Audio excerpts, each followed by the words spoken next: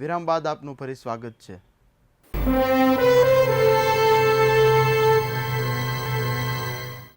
હાલ 21મી સદી ચાલી રહી છે, ત્યારે સારા માણસનું કોઈ નથી તો ગાંડા, મંદબુદ્ધિ અને પાગલ માણસનું કોણ હોય? ત્યારે આવો જ એક આશ્રમ છે જ્યાં ગાંડા, મંદબુદ્ધિ અને પાગલ માણસોને સાચવે છે. તે છે સોનગઢ પાલિતાણા રોડ પર આવેલ માનવ પરિવાર ટ્રસ્ટ, જ્યાં આગળ તેઓને તમામ પ્રકારની સેવાઓ પૂરી પાડવામાં આવે છે. તેમની તમામ જરૂરિયાતો પૂરી કરવામાં આવે છે. તો ચાલો તેની એક મુલાકાત લઈએ. હાલ ચાલી રહેલી 21મી સદીમાં કોઈ કોઈનું નથી. તેની માફક રહેનારા લોકોમાં ગાંડા, પાગલ કે મંદબુદ્ધિ કહેનારા લોકોને આ સમયમાં કોણ સાચવે? તેની સેવા કોણ કરે? ત્યારે કહેવાય છે કે આપણી પાંચે આંગળીઓ સરખી નથી હોતી. ત્યારે આવા કળયુગમાં બધા માણસો સરખા નથી હોતા. અમુક લોકોમાં તો દયા ભાવના જોવા મળે છે. ત્યારે આવા લોકોને સાચવવા વાળા પણ છે જ. જો આ અંગે વાત કરીએ તો ચાલો ભાવનગર જિલ્લાના સોનગઢ પાલિતાણા રોડ પર આવેલ માનવ પરિવાર ટ્રસ્ટ વિશે, જેમાં મંદબુદ્ધિ, ગાંડા અને પાગલ લોકોને સાચવી અને તેમના જીવન સાથી તરીકેની ફરજ બજાવે છે.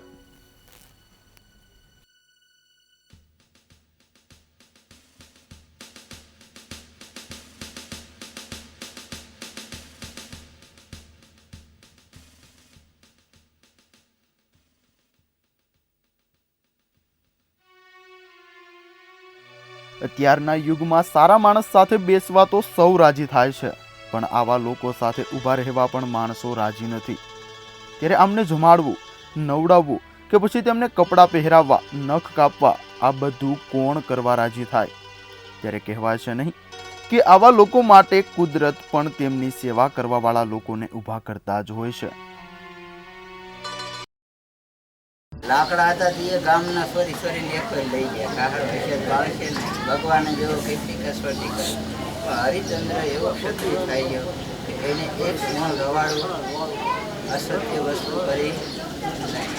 જો અસત્ય કર્યું હોત તો એ સંસાર હોનાનું બનાવીને છોકરાનું છે એકનો એક દીકરો એવો રાજવી. ત્યારે તારા માટેને કીધું કે તારા દે કે હા સ્વામી, આ દશા કેમ આવી? તો ઓલો કોણ જાય? પણ જેમ તો મગજની અસ્થિરતા વાળો જાતો તો ગાંડો, નાનો છોકરો. એટલે એને કીધું કે તો ગાંડા એવા તો નીકળ્યા જ કરે. કે હું કીધું તારા મતે શમશાનમાં એને કીધું કે એવા ગાંડા તો નીકળ્યા જ કરે. કે એનું ઉપર આપણે એના ઉપર ધ્યાન કર્યું હોત તો આ પોઝિશન આપણી હોતી. એક સત્ય વસ્તુ છે, કરોડો અસત્યને ઢાંકી દે છે. સતમાં એટલી તાકાત છે. અસત્રુ સુનો નમ રે દાસ કબીર કબીર સાહેબ હતા. એને મુસલમાન એવું છે. ઘરમાં જવાન દીકરી હતી. સાહેબ પેશાબ કરવા ગયા એટલે દીકરી ભાળી ગઈ. ત્યારે એની માને બાપને કીધું હે મા તો ઓલાદ તો ખોટી છે. કે તમે ખોટલ છો મા બાપે. કેમ? તો કે કોકનો હિન્દુનો છોકરો ઘરમાં ખોયો. કેમ ખબર છે કે સ્ત્રી રીતે કોઈ સુન્નત હજરત વસન થઈ ગયા. હસન વસન થઈ ગયા. એક પારેવું હતું એની મયત થઈ ગઈ. તો એક પારેવું ગોયમાં પગ ફોડીને એની માને ખબર દેવાઈ ગઈ તારી ઓલાદ ખાધા થઈ ગઈ. જે પક્ષીમાં એટલી ખાનદારી હોય તો હિન્દુ મુસલમાન ક્યાં આમાં ગોતવા જાવ? વિરોધ તો એક રાજકારણના રૂપિયાનો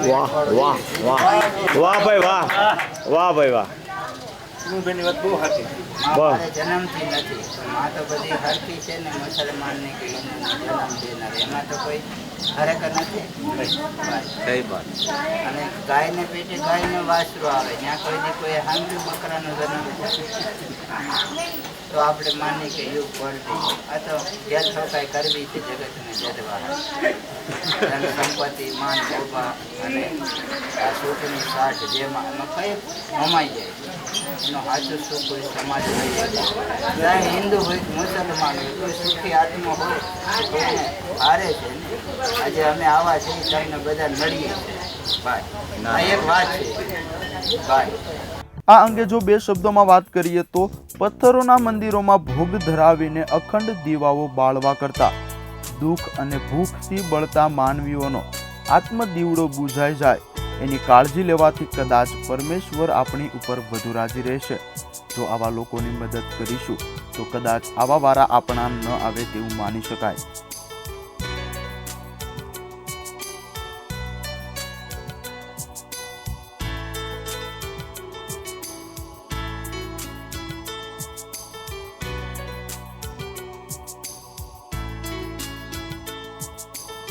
કલા એક એવી વસ્તુ છે જે કોઈ સ્થાન નક્કી નથી કરી શકતું કે પછી કોઈ જગ્યા નથી નક્કી કરતું. પણ કલા નથી જોતી કે હું અમીરો પાસે જ જાઉં, પણ કલાને તો જે સાચવે તેની પાસે જ જાય છે. જુઓ, આવા પાગલો તો ન કહેવાય, પણ કાંઈક ખોડ ખાપણવાળા લોકોની મોજ મસ્તીને જોઈએ, તેઓના ગીતો સાંભળીએ કે તેઓ કેવું જીવન જીવે છે.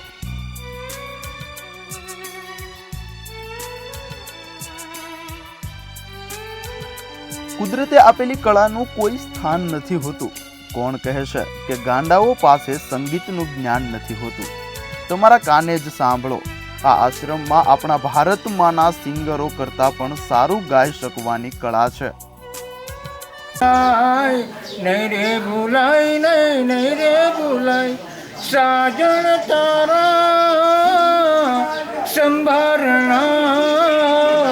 સૂરજ જશે, ચાંદો જશે, નદીઓ જશે, કિનારા જશે, વાર્યુની વાટીઓ બોલે રેજે, મનગમતા મોડલ માગીને લેજે. બહુજી ભૂલાય, નહીં રે ભૂલાય, સાજન તારા સંભારણા. दिल से जिन्हों का मानी ना ये पगलाए, समझाने तो समझे ना. दुनिया मांगे अपनी मुरादे में तो मांगो साजन. दक दक बोले इत बोले बोले ना ये पगलाए, समझाने तो समझे ना.